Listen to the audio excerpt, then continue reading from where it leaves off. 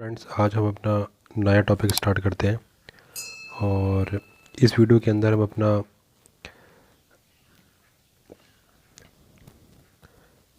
जो आज का टॉपिक देखेंगे कौन सा, डाइजेशन एंड एब्जॉर्प्शन। चलिए स्टार्ट करते हैं। What is the meaning of digestion and what is the meaning of absorption. तो आज क्या क्या देखने वाले हैं हम आज के टॉपिक में। हम human digestive system, mechanism of digestion और disorders of the digestive systems, इनसे इस पार्ट से काफ़ी क्वेश्चंस आते हैं। तो चलिए स्टार्ट करते हैं। Digestion is the process which involves the breakdown of complex food substance by hydrolysis into smaller molecule that can be absorbed through the epithelium of the gastrointestinal tract।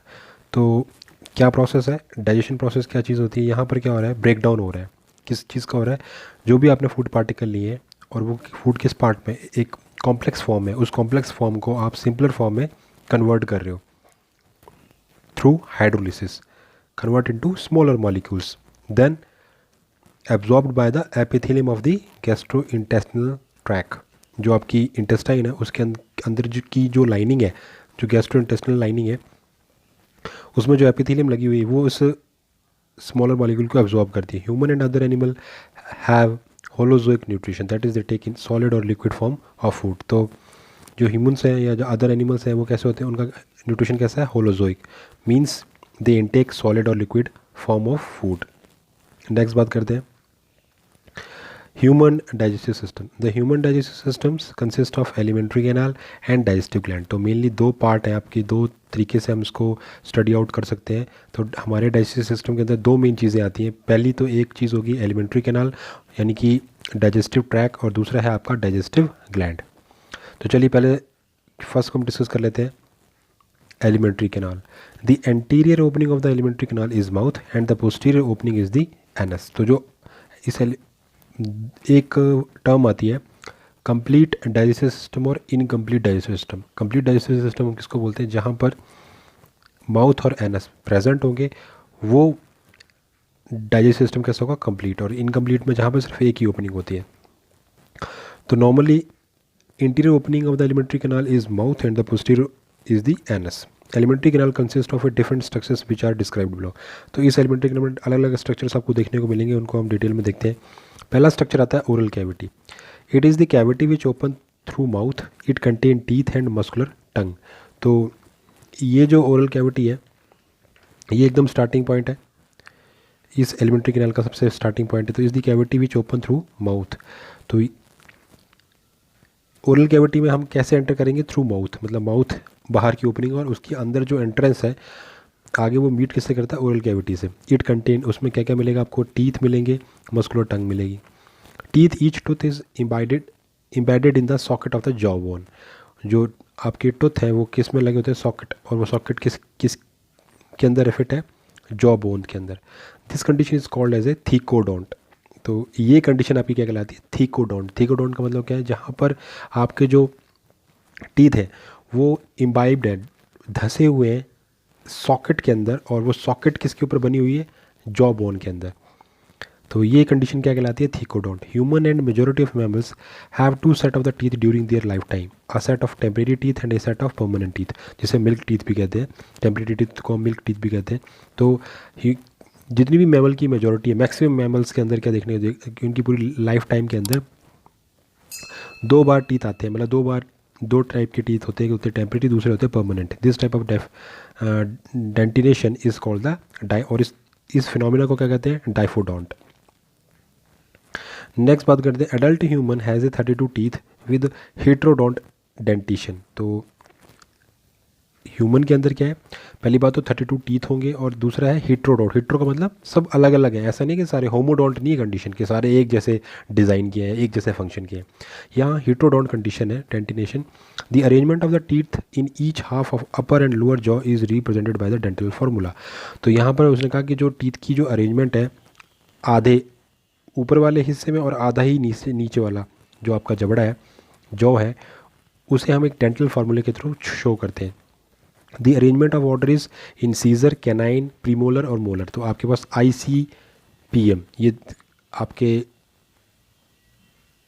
Nomenclature है teeth का, incisor, canine, premolar and molar. The dental formula is human is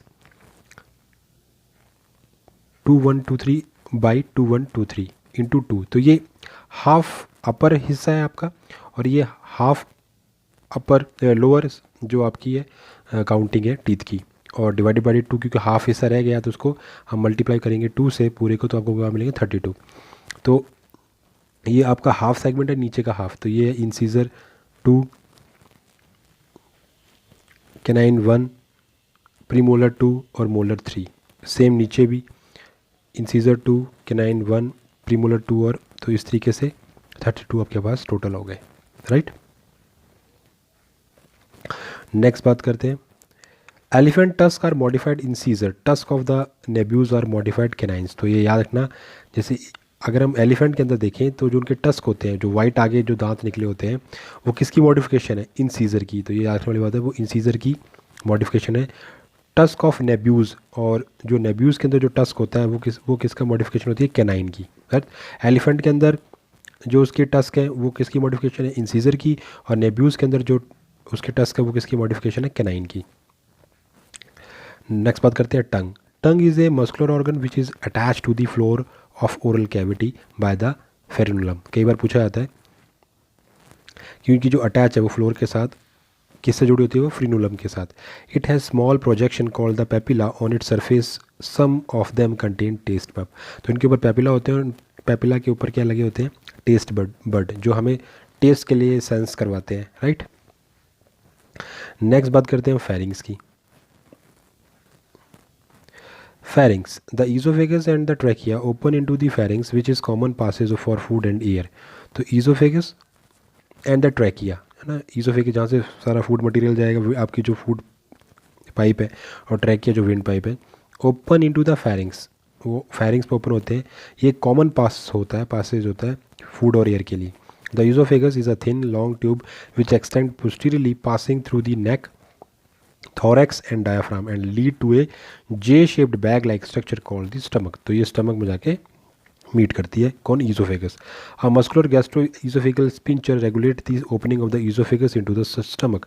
तो जहाँ पर oesophagus और stomach का meeting point है वहाँ पर एक स्पिंचर लगा होता है जिसे कहते हैं गैस्ट्रो ईसोफेजियल स्पिंचर, और वो रेगुलेट करता है उसकी ओपनिंग को, राइट। नेक्स्ट बात करते हैं हम स्टमक की। It is located in the upper left portion of the abdominal cavity and has a 3 major parts, that is cardiac portion, fundic portion and pyloric। जो स्टमक है वो कहाँ है, upper left portion of the abdominal, जो आपकी abdominal cavity है उसके left upper left part में स्टमक आपको मिलता है।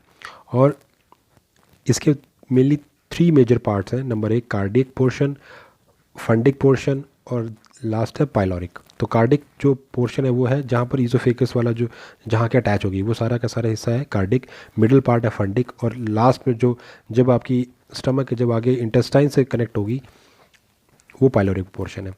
नेक्स्ट पार्ट आता है स्टमक के बाद, पाइलोरिक पोर्शन के बाद आगे जो अटैचमेंट आती है वो स्मॉल इंटेस्टाइन की।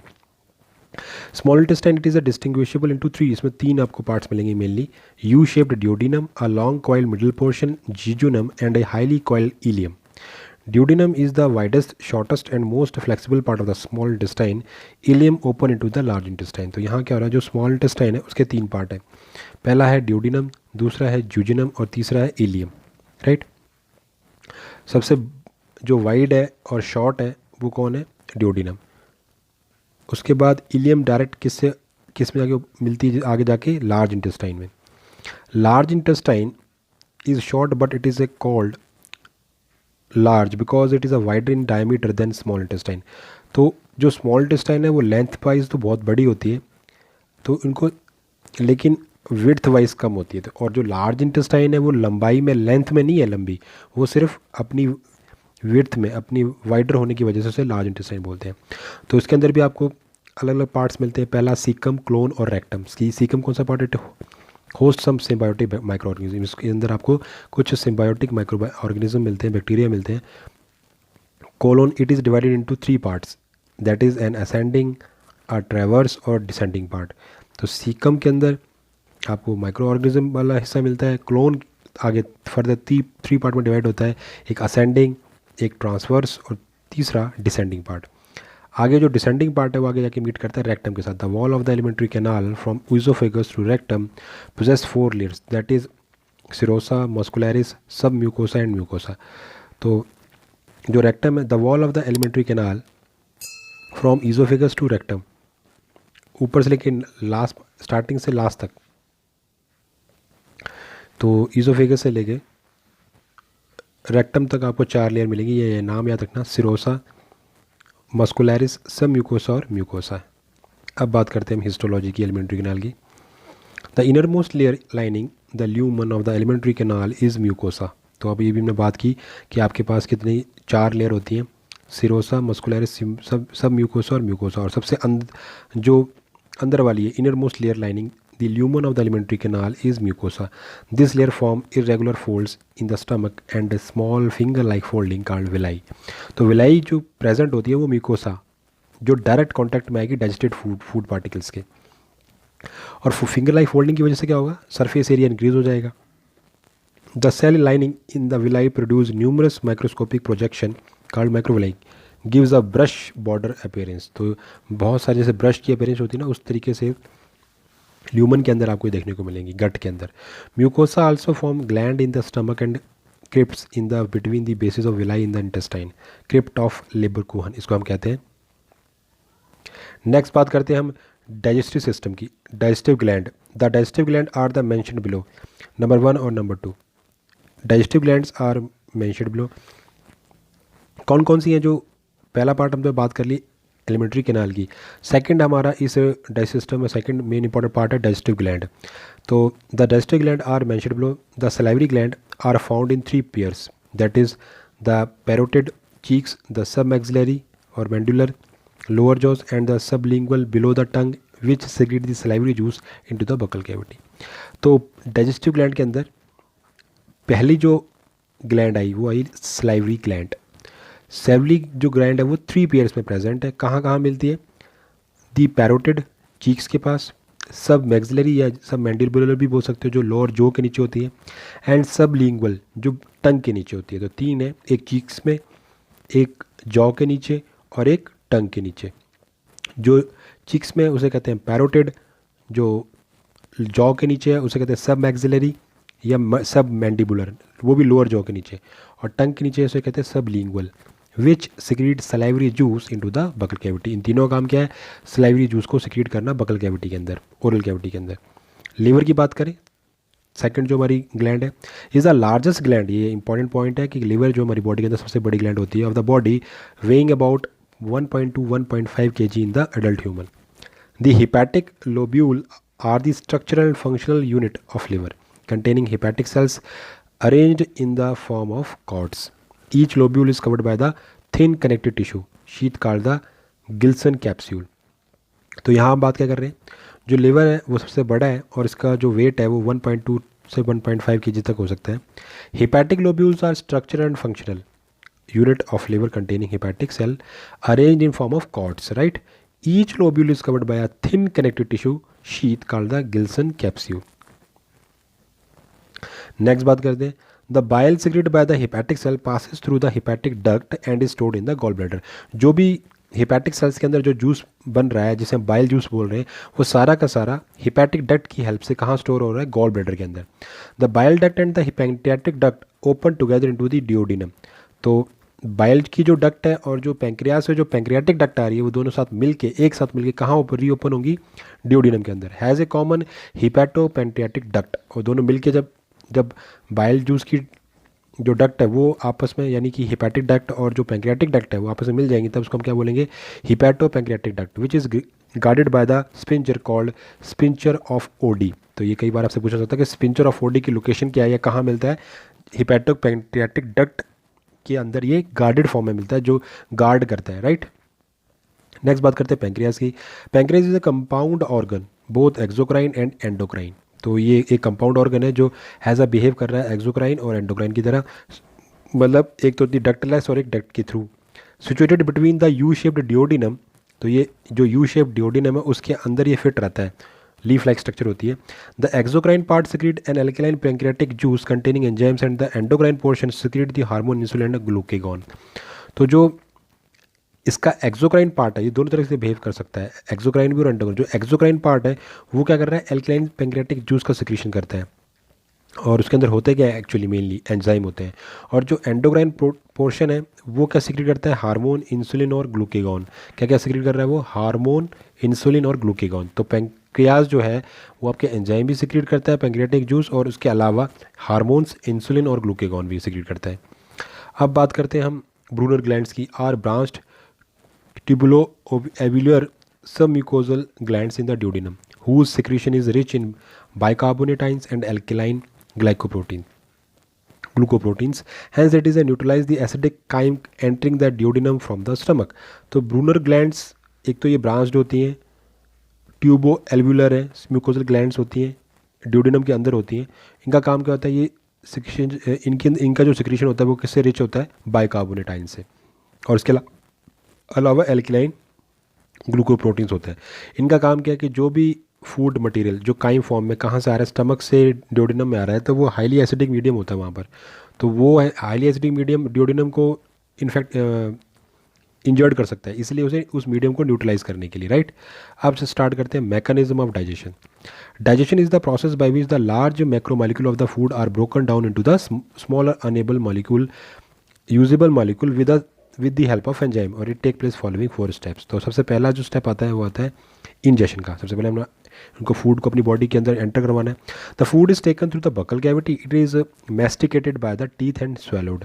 हम उससे दांतों के थ्रू उसको उसकी चरिंग करते हैं, फिर उसको जो हमारे ओरल कैविटी में जो एंजाइम्स उसका मिक्स करते हैं सलाइवा के साथ। Ingestion take place in the buccal cavity, salivary glands lubricate the food and bind the food particle together to form bolus. तो उस टाइम पर जो क्रश करने के बाद जो हमारा, अब जब फूड जो हमारे माउथ के अंदर है वो अब जब ईसोफेगस में एंटर करने वाला है, उस टाइम हम उसको क्या किस नाम से पुकारेंगे, बोलस।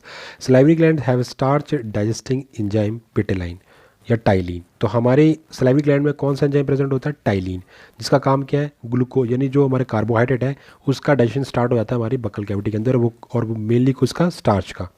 नेक्स्ट बात करते हैं digestion. It is carried out in the following step. Digestion in the buccal cavity. In buccal cavity, salivary amylase act on starch. तो starch के ऊपर टाइलिन काम करना शुरू कर देता है और हमारे माउथ की जो pH है वो 6 to 8 होती है, और स्टार्च को कन्वर्ट करता है सबसे पहले वो माल्टोज के अंदर। जो स्टार्च है वो पॉलीसैकेराइड है, और पॉलीसैकेराइड को वो डाइसैकेराइड के अंदर कन्वर्ट कर रहा है, जो कार्बोहाइड्रेट का सेकंड फॉर्म है। नेक्स्ट बात करते हैं डाइजेशन इन स्टमक। तो इसका मतलब क्या समझ में आया कि सिर्फ बकल कैविटी के अंदर सिर्फ कार्बोहाइड्रेट का ही क्या होगा, डाइजेशन होगा। नेक्स्ट बात करते हैं digestion in stomach. The food passes down through the oesophagus into stomach, now food is mix with the gastric juice, right, and HCl which disinfect the food and create the acidic medium. Pepsin digests the protein and convert them into the peptones and proteose. Renin convert milk to curd. Digested food now is called the chyme. Cellulose is not digested in the human. तो cellulose का digestion human में नहीं होता, इसलिए हम हरी घास को या जितनी भी हरी भरी चीज़ें हैं उनको हम डायरेक्ट नहीं खा सकते, राइट। और मेनली हमारी स्टमक के अंदर प्रोटीन का डाइजेशन हो रहा है, राइट। तो प्रोटीन है उसका क्या कर रहे हैं हम, पेप्सिन क्या कर रहा है, प्रोटीन को कन्वर्ट कर रहा है पेप्टोन्स के अंदर और प्रोटियोज के अंदर, और रेनिन कन्वर्ट कर रहा है मिल्क को कर्ड के अंदर। और इस टाइम हम अब जो हमारा फूड मटेरियल है स्टमक के अंदर, हम उसे क्या नाम दे रहे हैं, काइम, राइट। आगे हम बात करते हैं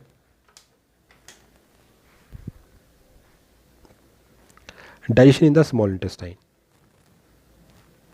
Digestion in the small intestine, chyme move to the duodenum where it get mixed with the bile to break down fat into smaller globule. Trypsin act upon the protein and break them into dipeptides. Amylase convert starch into seamless sugar. Lipase convert fat into fatty acid and glycerol. Food passes into the ileum and mix with intestinal juices. Maltase convert the maltose and into glucose. Lactase convert lactose into glucose and galactose. Sucrase convert sucrose into glucose and fructose, or dipeptide digest the dipeptides into amino. It means small intestine में आते ही आपका carbohydrate, आपका protein और आपका fat, ये तीनों चीज़ें, lipids, ये सारे के सारे क्या होंगे यहाँ पे डाइजेस्ट होना स्टार्ट हो जाएंगे, राइट। आगे बात करते हैं हम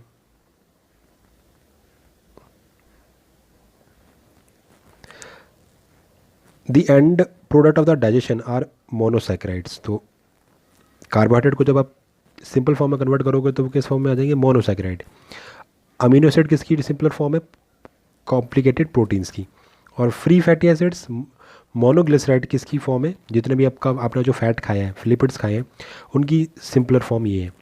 कोलेस्ट्रॉल, नाइट्रोजनस बेसिस और पेंटोज शुगर, ये सारे के सारे क्या है? एंड प्रोडक्ट है डाइजेशन। जब डाइजेशन हो जाएगा उसके बाद अब जो आपका कॉम्प्लेक्स फूड था वो इस पार्ट में कन्वर्ट हो गया। अब आगे देखते हैं। Major enzyme involve in the digestion of the carbohydrate, protein, fat and nucleic acid. तो ये याद करने वाली चीज़ें हैं जो आपने अच्छे से याद करनी है, right.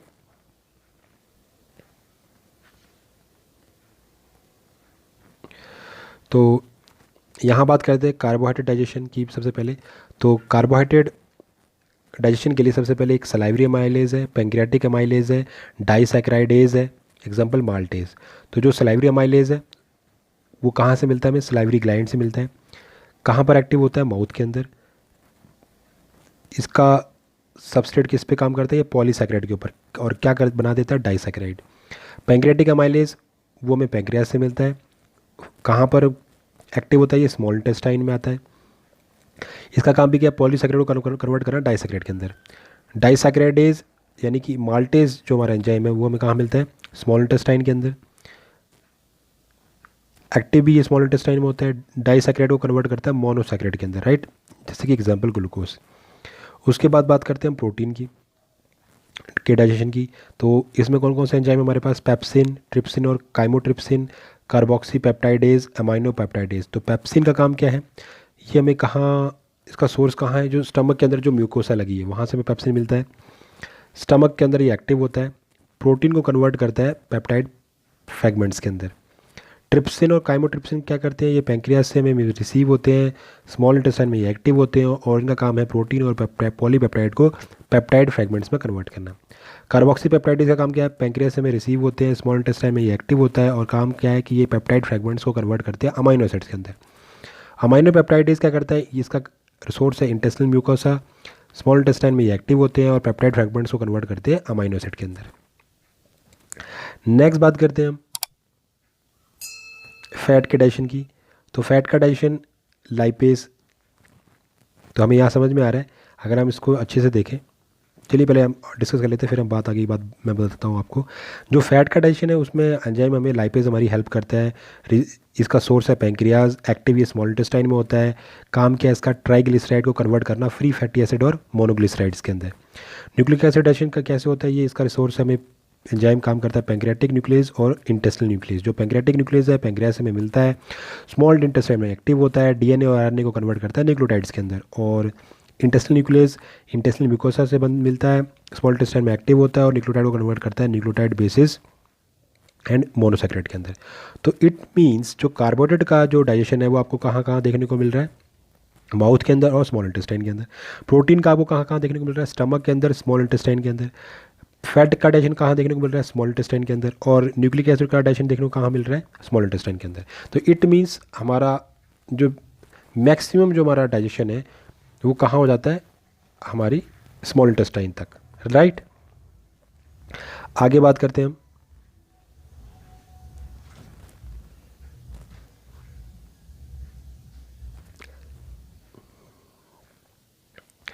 These hormones are involved in the regulation of the digestive secretion. Some of them are given in the table below.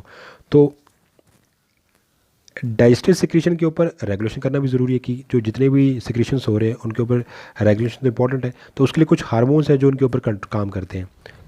तो बात कर लेते हैं डाइजेस्टिव हार्मोन्स की, जैसे कि गैस्ट्रिन हार्मोन। ये इसका टारगेट ऑर्गन है स्टमक, ये स्टमक के ऊपर काम करता है। इसका काम क्या, एक्शन क्या है इसका? Stimulate the gastric gland to secrete and release the gastric juice. It also stimulate gastric mobility. तो जो गैस्ट्रिन है वो उसका काम क्या है? स्टमक के अंदर जाके गैस्ट्रिक ग्लैंड को एक्टिवेट करना कि वो सिक्रीट करे गैस्ट्रिक जूस को। उसके अलावा एंट्रोगैस्ट्रॉन यानी गैस्ट्रिक इनहिबिटरी पेप्टाइड और जीआईपी, इसका टारगेट हिस्सा कौन सा है? स्टमक के ऊपर। इसका एक्शन क्या है? Inhibit the gastric secretion and mobility, और इसका काम क्या है? Slow gastric contraction. तो ये गैस्ट्रिक सिक्रीशन को इनहिबिट करती है ना। पहले वाला ऊपर वाला गैस्ट्रिन जो था उसका काम था एक्टिवेट करना और इसका काम क्या करना है? इनहिबिट करना। तो इससे क्या होगा? जो गैस्ट्रिक कंट्रैक्शन है वो स्लो हो जाएंगे, साथ ही साथ जो स्टमक की जो कंट्रैक्शन वाली पावर है वो स्लो हो जाएगी और यहाँ पर जो स्टमक है वो ज़्यादा है, मोबिलिटी बढ़ जाएगी। अगला है secretin first hormone discovered by the scientist, सबसे पहले सिक्रेटिन ही डिस्कवर किया गया था।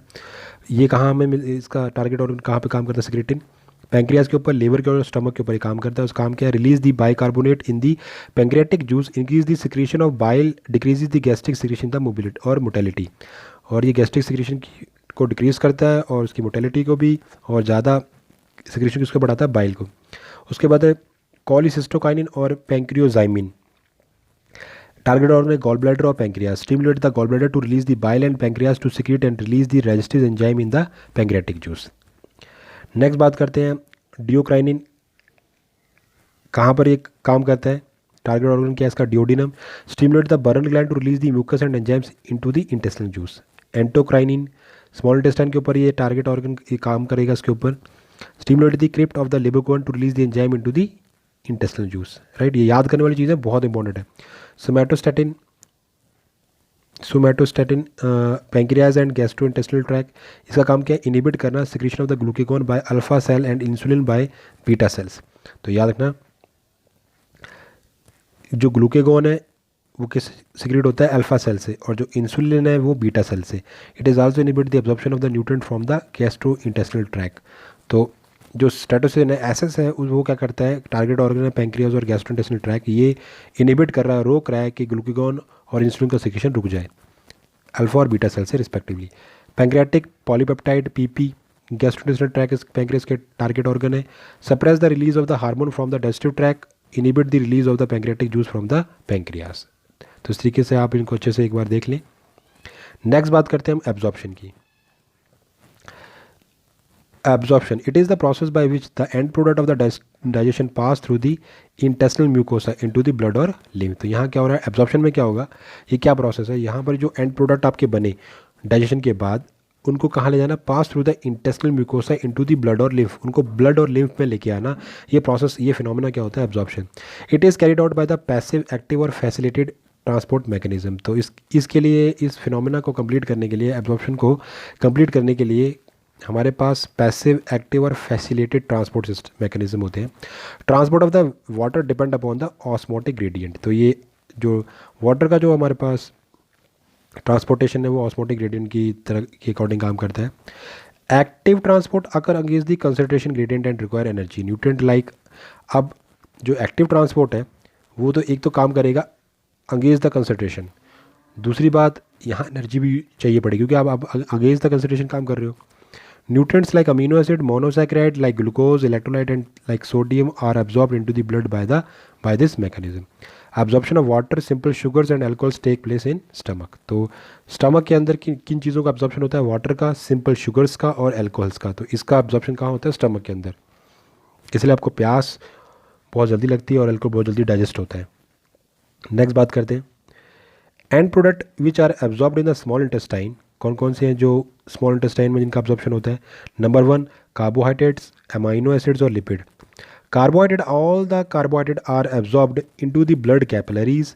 In this, glucose and galactose are absorbed by the active transport, while fructose is absorbed by the facilitated diffusion. Sodium pump of cell membranes play a supportive role in their absorption. Carbohydrate की बात करें तो जितने भी type के carbohydrate हैं उनका जो अब्जॉर्प्शन है वो एब्जॉर्ब्ड इनटू कहाँ लिए जाते हैं? वो ब्लड कैपिलरी के अंदर। In this glucose and galactose are absorbed by active transport. तो ये सब एक्टिव ट्रांसपोर्ट की हेल्प से। While the fructose is absorbed by the facilitated diffusion. Right, जहाँ पर हमें सारी सोडियम पंप की हेल्प लेनी पड़ती है। अमाइनो एसिड्स और इसके अलावा हमारे पास जो ग्लूकोज ट्रांसपोर्टर होते हैं, ग्लूट जिसे आप कहते हैं, वो इंपॉर्टेंट होते हैं। ग्लूट 1, ग्लूट 2, ग्लूट 3, ये आप पढ़ोगे आगे। नेक्स्ट बात करते हैं अमाइनो एसिड की। These are the also absorbed in the blood stream. तो अमीनो एसिड को भी हम ब्लड स्ट्रीम में लेके आते हैं। These also involve the active transport coupled with active sodium transport. तो ये भी सोडियम ट्रांसपोर्ट की हेल्प से उन कपल रिएक्शन चलती है और फिर अमीनो एसिड्स को हम एब्जॉर्ब करते हैं। लिपिड की बात करें, they are absorbed in the lymph capillaries. Lacteals present within the वेलाई।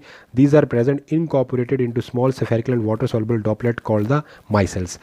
तो आपने देखा कि जो कार्बोहाइड्रेट और जो प्रोटीन है उनका जो एब्जॉर्प्शन है, उनकी जो सिंपल फॉर्म है उनको आप डायरेक्ट ब्लड में लेके आ रहे हो, लेकिन जो लिपिड है उनको आप कहाँ ले जा रहे हो? लिम्फ कैपिलरी के अंदर। राइट, और उनको आप एक ड्रॉपलेट के अंदर लेके आते हो, वाटर सॉल्युबल ड्रॉपलेट जिसे कहते हैं micelles. Micelles are formed within the help of the bile salts and phospholipid in the intestinal human. From these micelles, fatty acid, glycerides, sterols, fat soluble vitamin are absorb into the intestinal cells by diffusion. तो ये माइसेल्स के अंदर आपको क्या क्या चीज़ें डालनी, क्या क्या कैरी करती हैं ये माइसेल्स? जो भी आपके इंटेस्टिनल ह्यूमन के अंदर जो फैटी सेल्स हैं, ग्लिसराइड्स हैं, स्टीरॉल्स हैं, फैट सॉल्युबल हैं या विटामिन हैं, उनको माइसेल्स के अंदर बंद करके आप डिफ्यूजन की हेल्प से उनको कहाँ लेके आते हो? लिम्फ के अंदर. The lacteals after the absorption of the lipid contain white colored liquid inside them.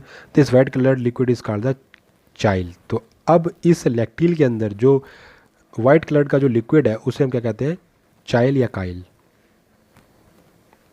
Next जो वाटर है, water this take place from the small intestine as well as associated with the absorption electrolytes.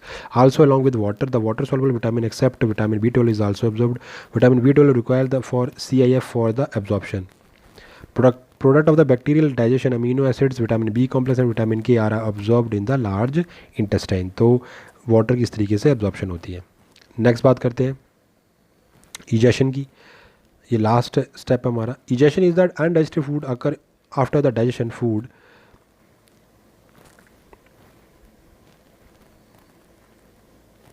passes through the large intestine. Large intestine cannot absorb food but it absorb much of the water. तो large intestine में सिर्फ किसकी absorption होती है? Water की. The remaining semi solid waste is called the faeces and passed into rectum. The digestive waste solidified into coherent feces in the rectum initiate a neural reflex causing an urge of desire of its removal. It is expelled out through the anus.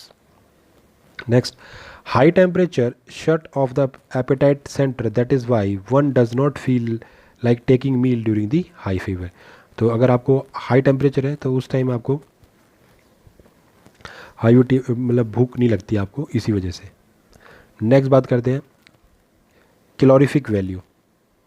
It is the amount of energy liberated during the complete combustion of 1 gram of substance.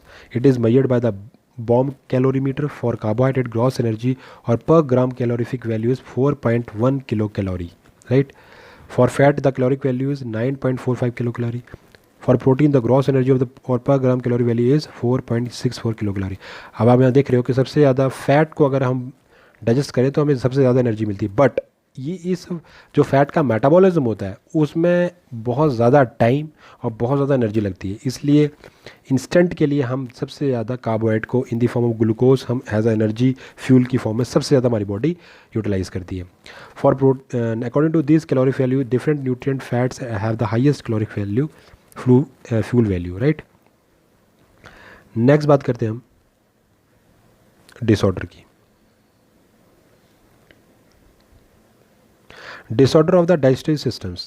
These are divided into following two types, that is deficiency disease and digestive disorders. तो digestive system के अंदर क्या क्या disorder होते हैं इनको आप दो पार्ट में डिवाइड कर सकते हो. एक तो है डेफिशिएंसी डिसीज़ की कमी की वजह से जो बीमारियां हो रही हैं और दूसरा है डाइजेस्टिव डिसऑर्डर्स सही तरीके से ना काम करने से की वजह से जो बीमारियां हो रही हैं उन्हें कहते हैं डाइजेस्टिव डिसऑर्डर्स. तो पहले देख लेते हैं deficiency disease. These are caused by the lack of some particular nutrient in a person diet. Some of them are given below. तो आपके डाइट में कुछ पर्टिकुलर जो न्यूट्रिएंट्स हैं उनकी कमी की वजह से जो आपकी अंदर डिसीज़ आएंगी उन्हें कहेंगे हम डेफिशिएंसी डिसीज़. तो deficiency nutrients and there symptoms. तो कौन कौन से पहला आ गया? Protein, PEM. तो अगर आपके अंदर प्रोटीन की डेफिशिएंसी है तो name of the deficiencies kwashiorkor usually observe in the children of the age group of 1 to 5 year. तो 1 से 5 साल का जो बच्चा होता है उसे क्वाशियोकर डिसीज़ हो सकती है. क्या सिम्टम्स होते हैं इसके? आपकी थिन लिम्स जो है वो पतले हो जाएंगे, हाथ पैर. Retarded growth of the body and brain. Body और ब्रेन की जो ग्रोथ है वो रुक जाएगी, रिटार्डेड हो जाएगी. Swelling of the legs due to the retention of water. पानी का आपके अंदर आपकी जो लेग्स उनके अंदर पानी की वजह से स्वेलिंग आ जाएगी क्योंकि वो स्टोर होना शुरू हो रहा है. Reddish hair, pot belly and diarrhoea. Protein and calorie marasmus हो जाता है. It is usually affect the infant below age of 1 year. Impaired growth and replacement of tissue proteins, thin limbs, prominent rib, very less fat in the body, wrinkle, dry and the skin, diarrhoea. Vitamin A से क्या होगा? कमी से. Nyctalopia. Night blindness, difficulty to see in the night due to the deficiency of retinol. Vitamin D racket deficiency बीमारी जो होती है। Pigeon breast बो legs knock knee due to the low calcification of developing bones. Vitamin E macrocytic anemia increase the fragility and hemolysis of RBC. Next, vitamin K hypoprothrombuemia, deficiency of the prothrombin in blood. Vitamin B1 thiamine beriberi disease, तो इससे क्या क्या symptoms होते हैं? Retarded growth, degeneration of the bone and muscles. Vitamin B2 riboflavin और vitamin G भी कह सकते हो।